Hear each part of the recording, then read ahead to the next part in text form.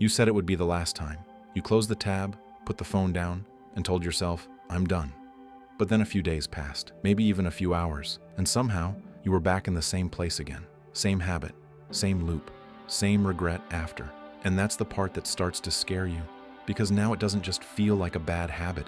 It feels like something is controlling you, something you should be able to stop, but for some reason, you can't. So let's be honest, this is not just about porn. It's about what happens when your brain gets trained to chase easy pleasure every time life feels uncomfortable. It's about boredom, stress, loneliness, and emptiness, all leading you to the same escape. And if you don't understand that properly, you'll keep trying to quit the habit without ever fixing the system behind it. So in this video, I want to break it down clearly, why this habit is so hard to quit, what it's doing to your mind, why you keep going back, the biggest mistakes people make, and how to actually start getting your control back. Not fake motivation, real change. Why it's so hard to quit. A lot of people think this habit only exists because someone is weak. That's too simple, because there are people who are disciplined in the gym, disciplined in work, even disciplined in public, and still lose to this in private. Why? Because this habit is built on more than desire. It gives your brain a fast reward. No waiting, no effort, no patience, just instant stimulation. Then it becomes connected to emotions. Stress, escape, bored, escape, lonely, escape, overwhelmed, escape. And after that, it becomes part of your routine. Same room, same time, same phone, same pattern. So eventually, your brain doesn't even feel like it's making a choice anymore. It just follows the path it already knows. That's why this is difficult. You are not just fighting one urge. You are fighting a pattern that has been repeated over and over again. And patterns are strong. Every time you repeat the habit, you teach your brain something. When life feels uncomfortable, this is where we go. That lesson gets stronger every time. What it's doing to your mind. One of the biggest problems with this habit is that it changes how your brain responds to effort and reward. It gives you high stimulation with almost no effort. And once your brain gets used to that, normal life starts feeling slow. Studying feels boring. Working feels hard. Real conversations feel less exciting. Long-term goals feel less rewarding. Because your mind has been trained to expect intensity without effort. And real life doesn't work like that. The things that actually improve your life, learning, training, building skills, solving problems, creating something meaningful, all require effort first and reward later. But this habit teaches your brain the opposite: reward first, cost later. That weakens discipline. That weakens focus. That weakens patience. And there's another layer to this. A lot of people don't keep going back because they are always chasing pleasure.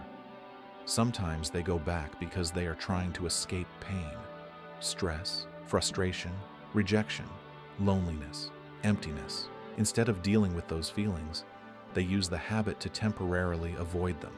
That's when the problem gets deeper. Because now it's not just a habit, it becomes your coping mechanism. And once your brain depends on something to feel okay, letting go becomes much harder. Why you keep going back? Most relapses are not random. They happen in patterns. For some people, the trigger is boredom, too much empty time, no structure, no mission, no direction. The brain gets restless and starts looking for stimulation. For other people, it's stress. After a hard day, the mind wants comfort, not growth. And this habit offers comfort fast. For others, it's loneliness, no real connection, no strong social life, no emotional closeness. So the brain looks for an artificial substitute. And then there's the environment, your phone, your feed, the content you follow, the fact that you stay alone with your screen late at night. These things matter more than people think, because environment shapes behavior. A weak environment creates weak moments, and weak moments repeated often enough become your lifestyle. Then there's shame. This is one of the most dangerous parts. After a relapse, people feel disgusted with themselves, weak, angry, disappointed. But instead of processing that feeling properly, they want to escape it, and they use the same habit again. So the thing hurting them becomes the same thing they run to when they feel hurt. That's how the cycle keeps going. The biggest mistakes people make. The first mistake is relying only on willpower. People think, next time I'll just be stronger. But that usually fails, because willpower drops when you're tired, stressed, lonely, or emotionally drained. So if your whole strategy is just to fight harder, you don't really have a strategy. The second mistake is trying to quit perfectly. One bad moment happens, and suddenly they think everything is ruined. Then they give up completely. But one mistake is not the same as total failure. A relapse is bad, yes, but turning one relapse into a full week of destruction is even worse. The third mistake is keeping the same environment, same apps, same routine, same private triggers, same late-night phone use, then expecting a different result. That almost never works. And the fourth mistake is focusing only on quitting the habit instead of building a better life. Because if your life stays empty, stressful, lonely, and directionless, your brain will keep searching for escape. If you remove the habit without improving your life, the urge will keep coming back. How to actually start quitting? If you want real change, you need a system, not just good intentions. A system. First, make access harder. Remove private triggers. Unfollow the content that pulls you in the wrong direction. Delete saved things that keep the cycle alive. Stop taking your phone into bed. Put distance between you and the habit. That matters, because many bad decisions happen late at night when you are tired, alone, and one click away from the same pattern. Second, structure your day. A chaotic life creates empty gaps, and empty gaps often get filled with cheap stimulation. You don't need to plan every second, but you do need direction. Wake up with purpose. Train your body. Study. Work on a skill. Stay engaged in something meaningful. Boredom with no direction is dangerous. Third, replace the habit. Your brain hates empty space.